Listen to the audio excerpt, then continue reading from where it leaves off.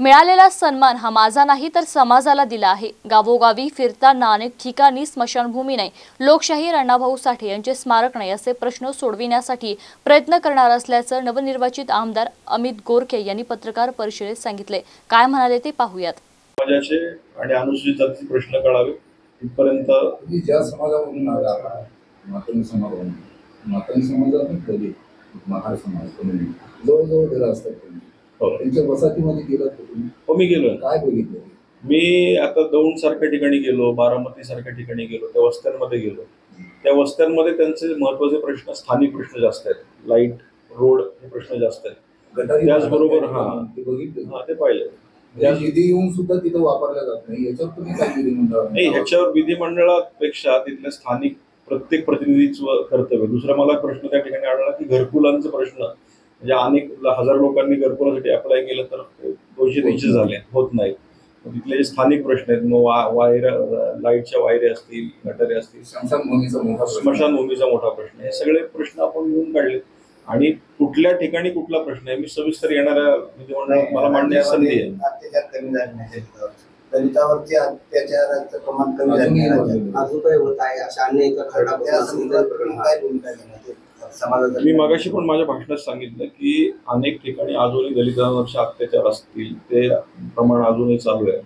आणि अत्याचार होत असताना त्या ठिकाणी लगेचच मिळणारा सामाजिक न्याय विभागाकडून निधी असेल, त्या ठिकाणी होणारी तहसीलदाराची व्हिजिट असेल, समाज कल्याण आयुक्तांची व्हिजिट असेल, पोलीस आयुक्तांची व्हिजिट असेल, असे होत पण नाही आहेत अनेक ठिकाणी। तर त्या ठिकाणी आपण ठाम भूमिका मांडणार आहे की याच्यावर आपण, आणि दुसरं सगळ्यात महत्त्वाचं की जरी मातंग असेल तरी बौद्ध समाज असेल, महार समाज असेल, चर्मकार, इतर सगळ्या 59 जाती हे खऱ्या अर्थाने आपण सगळे भाऊ आहोत।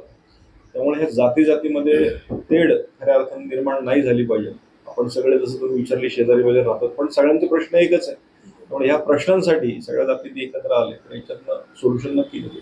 तुम्ही आता भाषणामध्ये सांगितलं महायुती सरकारने मातंग समाजासाठी अनेक योजना राबवल्या, म्हणजे सरकार या योजना लोकांपर्यंत पोहोचवण्यासाठी अपयशी ठरलं, तुमच्या माध्यमातून प्रचार करून घेतले का? नाही, अपयशी नाही ठरले, ह्या योजना होत्याच ना। तुम्ही लक्षात घ्या, काँग्रेसच्या काळात महामंडळ बंद पडलं, 7 वर्ष बंद पडलं। काँग्रेस थोडी, काँग्रेसची बंद आम्हाला तर सांगावं लागलं, सरकारने चालू केलं। काँग्रेसने आम्हाला राज्यसभा विधान परिषद दिली, आम्हाला सांगावं लागेल ना। सोपवले कशाला? माझं समाजाला माहिती नाही कुणी काय दिलं। जर तुमचा पोरगा घरात 10वी झाला, पास झाला, जर तुम्ही पेढे वाटता ना, कशासाठी वाटता? तुम्हाला अभिमान वाटतो ना, तसं मला अभिमान आहे, माझ्या समाजाला अभिमान आहे। त्यामुळे मी ढोल पिटून महाराष्ट्रभर फिरणार, सांगणार माझ्या पक्षाने हे केलं, त्यामुळे मी फिरतोय।